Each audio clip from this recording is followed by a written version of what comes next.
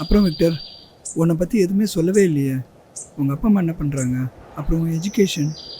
நான் BSc journalism முடித்தேன். அதுக்கப்புறம் அப்படியே புக்ஸ், ட்ராவல் அப்படியே போயிட்டுருக்கு. இந்த வயசில் உனக்கு இருக்கிற பக்குவம் ரொம்ப அதிகம் விக்டர். இது உன்னை வேறு லெவலில் கொண்டு போய் நிறுத்த போகுது. நீங்கள் சொல்கிறதா எனக்கு இன்னும் கொஞ்சம் வருஷத்தில் புரிஞ்சிடும்னு நினைக்கிறேன். சரி, நீ எழுத ஆரம்பி. த ஆரோவில். ஆரோவில்ல தோற்றுவிக்கும் போது அன்னை வழங்கிய அருளுரையின் சாராசம்தான் இந்தியா பூமியில் தனக்குள்ள எல்லா துன்பங்களுக்கும் கொள்கலனாக இருக்கின்றது. இந்தியாவில்தான் அதற்கான மருந்தும் கண்டுபிடித்ததாக வேண்டும். அதற்காக தான் ஆரோவில்லை தோற்றுவிக்க வேண்டியுள்ளது. நமது ஆராய்ச்சி மிஸ்டிக் எனப்படும் மறைஞான ஆராய்ச்சியாக இருக்காது. இந்த உலக வாழ்க்கையிலேயே நாம் இறைவனை காண விரும்புகிறோம். அதனால் ஆரோவில் வாசிகள் உண்மை எதுவாக இருந்தாலும் அதை ஏற்றுக்கொள்ளும் மனப்பக்குவம் உடையவராய் இருத்தல் வேண்டும். ஆரோவில் கற்பதற்கும் வாழ்க்கையை எளிமையாக்கி உயர்தன்மைகளின் வளர்ச்சியை நோக்கி ஆராய்ச்சி செய்வதற்குமான நகரமாக எதிர்காலத்தில் இருக்க வழிவகை செய்ய வேண்டும் என்பதுதான் அந்த மெய்ஞான வாசகம். 1950ஆம் ஆண்டு டிசம்பர் மாதம் 5ஆம் நாள் அரவிந்தர் யோக நிலையில் பூர்த்தியாகி சமாதி அடைஞ்சாரு. ஆசிரமம் ஏற்படுத்தியதன் நோக்கம் ஓரளவு பூர்த்தி அடைந்து விட்டாலும் அன்னையின் லட்சிய கனவு மட்டும் நிறைவேறல. அரவிந்தருக்கு பின் அன்னையே ஆசிரமத்தின் எல்லா பொறுப்புகளோடு யோக பொறுப்புகளையும் சேர்த்து கவனிக்கும் நிலைக்கு ஆளானாங்க.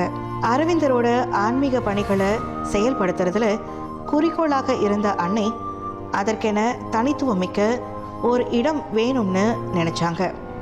அதற்காக அன்று தேர்வு செய்த இடமே ஆரோவில். அன்னையின் கூற்று இன்று நிதர்சனமான உண்மையாகிக்கிட்டு வருதுன்னு தான் சொல்லணும். சொற்பொருள் விளக்கத்தின் அடிப்படையிலும் நாம ஆரோவில்ல இதனோட தொடர்பு படுத்தி காட்டலாம். அரவிந்தரின் கொள்கைகளை நிலைநாட்டும் வகையில் அறியாமை எனும் இருளில் மூழ்கி கிடந்த ஆரோவில் பூமி இறைபூமி என வைகரையாய் மலர்ந்து விட்டதுன்னு சொல்றதே சரியாக இருக்கும். தெய்வீக அமைதி காரணமாக ஆரோவில் உதய நகரம்னு அழைக்கப்படுது. மனிதகுல ஒருமைப்பாடு என்னும் இலக்கை அடியொற்றியே ஆரோவில் நகரம் அமைக்கப்பட வேண்டும் என்பது அன்னையின் நோக்கமா இருந்துச்சு. இக்கால சூழல்ல நாடுகளிடையே நிலவி வரும் போட்டிகள், பொறாமைகள், பூசல்கள், சமூக ஆச்சாரங்கள், ஒன்றுக்கொன்று முரணான அறநெறிகள் இவற்றிலிருந்து விலகி மன அமைதி என்னும் ஒரே இலக்குடன் வாழக்கூடிய ஓரிடம் ஆரோவில் மட்டுமே. மனிதர்கள் பழமையான ஆசாரங்களிலும் சடங்குகளிலும் தங்களை அடிமைப்படுத்திக்காம பூமியில ஐக்கியமாகி இருக்கும் இறை உணர்வை கண்டுபிடிச்சு அதில் தம்மை இணைத்து கொண்டு அர்ப்பணிப்போட கூடிய சேவை மனப்பான்மையுடன் வாழும் இடமே இந்த ஆரோவில் நகரம். பிரதிபலனை எதிர்பார்க்காம மனித குலத்திற்கு உண்மையான தொண்டு புரியக்கூடிய இடமே ஆரோவில். இங்கு நிலவி வரும் அமைதியான சூழலே அதற்கு எடுத்துக்காட்டாகவும் திகழுது. 1968ஆம் ஆண்டு பிப்ரவரி 28ஆம் நாள் அரவிந்தரின் கொள்கைகளை நடைமுறைப்படுத்தும் நோக்கத்தோட ஆரோவில் நகருக்கு அடிக்கல் நாட்டப்பட்டது. அடிக்கல் நாட்டு விழாவிற்கு உலகின் பல்வேறு நாடுகளில் இருந்து வந்து கலந்து கொண்ட மக்கள் தங்கள் நாடுகளில் இருந்து கொண்டு வந்த மண்ணை தாமரை மொட்டு போன்று வடிவமைக்கப்பட்ட பாண்டத்தில் இட்டு புதைத்து வச்சிருந்தாங்க. இந்த நகரத்தை பற்றி அன்னை குறிப்பிடும்போது, அனைத்துலக நகரமான ஆரோவில் அனைத்து நாட்டு ஆடவரும் மகளிரும் இன்பத்தோடும் மனநலத்தோடும் அமைதியோடும் வாழ்வதற்கு உலகிலேயே தகுதியான ஒரே இடமாகும் என்று சொல்லியிருக்காங்க. அதுக்கேற்ற மாதிரி உலகின் பல்வேறு நாடுகளில் இருந்து இங்கு குடியேறிய மக்கள் வேறுபாடின்றி வாழ்ந்து வராங்க. மக்கள் கிட்ட நிலவி வரும் சாதி, மொழி, இனம், மதம் என்னும் பேதங்களை கடந்து அமைதியுடனோ ஒற்றுமையுடனோ வாழக்கூடிய ஒரு பொது நகரமாக ஆரோவில் இருக்கு. ஆரோவில் என்றால் ஒரு பிரெஞ்சு வார்த்தை என்பது மட்டுமே எல்லாருக்கும் தெரியும். ஆனால் அதன் பொருள் என்னன்னு பலருக்கும் தெரிய வாய்ப்பில்லை. ஆரோவில் என்பது ஆரோ மற்றும் வில் எனும் இரண்டு சொற்களின் கூட்டு சொல்லாகும். ஆரோவில் என்பதன் பொருள் வைகரை ஊர் அல்லது உதய நகரம் ஆகும். இன்னொரு விதத்தில் சொல்லணும்னா அரவிந்தர் உறைவிடம் அல்லது அரவிந்தர் கொள்கைகள் உறைந்திருக்கும் இடம் என்று சொல்லலாம். ஆரோவில் நகரம் தோற்றுவிக்கப்பட்ட தொடக்க காலத்தில் அரவிந்தர் ஆசிரமத்தின் நிர்வாகத்தின் கீழ் செயல்பட்டு வந்துச்சு. 1973 அன்னையின் மறைவுக்கு பிறகு ஆரோவில் நகரின் நிர்வாகத்தில் சிக்கல் ஏற்பட்டது. எனவே இந்திய அரசாங்கம் தனது நேரடி நிர்வாகத்தின் கீழ் ஆரோவிலை கொண்டு வந்து பன்னாட்டு ஆலோசகர் மன்றம், இந்திய நிர்வாக பேரவை மற்றும் ஆரோவில் குடியிருப்போர் பேரவை என்னும் 3 அமைப்புகள் மூலம் நிர்வகிச்சுட்டு வருது. ஆரோவில் நகரம் உருவாக்கப்பட்டதற்கான நோக்கத்தை 2 விதமாக சொல்லலாம். ஒன்று வலுவான மனிதகுல ஒருமைப்பாடு, மற்றொன்று பூமியில் அமைதியை நிலைநாட்டுதல். இவை இரண்டையும் நிறைவேற்றிடவே இந்த இடம் தேர்வு செய்யப்பட்டது. ஆரோவில் நகரத்தை தோற்றுவித்த நாளன்று முதலில் ஓர் ஆலமரம் அன்னையால் புனிதமாக்கப்பட்டுச்சு.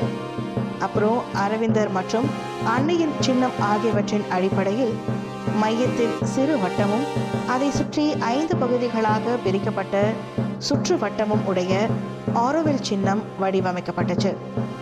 முதல் கட்ட பணியாக ஆரோவில் நகருக்கு என்று தமிழ்நாட்டு கிராமமான இடையன் சாவடி அருகே 2000 ஏக்கர் நிலம் வாங்கப்பட்டது.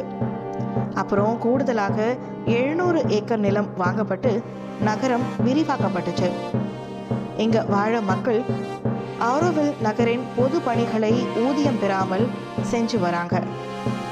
சுற்றுப்புற கிராமங்களிலிருந்து இங்கு வந்து வேலை பார்க்கும் தொழிலாளர்கள் மட்டும் சம்பளத்துக்கு வேலை செய்கிறாங்க. புனித ஆலமரம், மாத்ரு மந்திர் மற்றும் ஆம்பி அரங்கம் ஆகியவை அமைந்துள்ள இப்பகுதி ஆரோவிலின் முதல் வட்ட பகுதியாகும். ஆரோவிலுக்கு சுற்றுலா வரவங்க இதை பார்க்காம போக மாட்டாங்க. அடுத்தடுத்தாக உள்ளது பெருவட்ட பகுதி. இது தொழிற்பகுதி, பன்னாட்டு பகுதி, குடியிருப்பு பகுதி மற்றும் பண்பாட்டு பகுதி என 4ஆக பிரிக்கப்பட்டிருக்கு. தொழிற்பகுதியில் நவீன தொழில்நுட்ப பயன்பாட்டை புகுத்தி புதிய வடிவில் தொழில் பிரிவுகள் அமைக்கப்பட்டிருக்கு. இதில் புதிய கட்டுமான தொழில்நுட்பத்தை பயன்படுத்தி சிறியதும் பெரியதுமான கட்டட பகுதிகள் கட்டப்பட்டிருக்கு. இந்த 4 பகுதிகளை சுற்றுள்ள அடுத்த வட்ட பகுதி ஆரோவில் மக்களுக்கு தேவையான வேளாண்மை பகுதியாக அறிவிக்கப்பட்டிருக்கு. இந்த ஆரோவில் நகரம் வாழ்வதற்கும் நம்மை இணைத்து கொண்டு பணியாற்றுவதற்கும் சில கட்டுப்பாடுகள் இருக்கு. அது மட்டும் இன்றி இங்கே சேர்வது என்றால் இப்படி ஒரு உறுதிமொழியை எடுத்துக்கொள்ள வேண்டும். அரவிந்தர் மற்றும் அன்னையின் நாடு, மொழி, இனம், சமயம் மற்றும் நிறம் கடந்த உலக பொதுமறை செம்பொருளை உள்ளாழ்ந்து ஏற்றுக்கொள்வேன் என்றும், பொருள் மற்றும் அரசியல் விருப்பத்தை துறப்பேன் என்றும், எனக்கு தெரிந்த தொழில் மூலம் ஆரோவில் நகரவாசிகளுக்கு உதவி செய்வேன் என்றும் உறுதிமொழி எடுத்துக்கொண்ட பின்னரே இங்கே சேர்த்துக்கப்படுறாங்க. ஒரு உண்மையான ஆரோவில் வாசியாக இருப்பதற்குரிய தகுதிகள் என்னென்ன? தன்னை முழுவதுமாக இறைவனிடம் ஒப்படைக்க முன் வரணும். எந்த நிலையிலும் தன் சொந்த ஆசாபாசங்களுக்கு இடம் தரக்கூடாது. சாதாரணமான சமூக ஒழுக்க சம்பிரதாயங்கள்லேருந்து தன்னை விடுவிச்சுக்கணும்.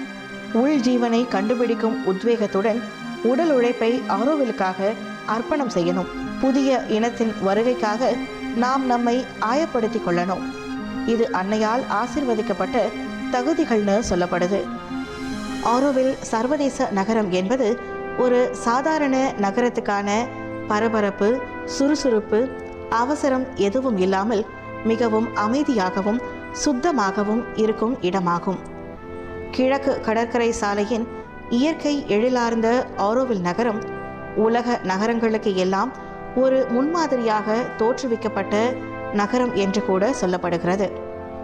பசுமையாகவும் இயற்கையாகவும் ஆரோக்கியமாகவும் இந்த நகரம் இருப்பதற்குரிய காரணமே இங்கே மக்கள் கூட்டம் அதிகம் இல்லாமல் இருப்பதும் ஒரு காரணமாகும்.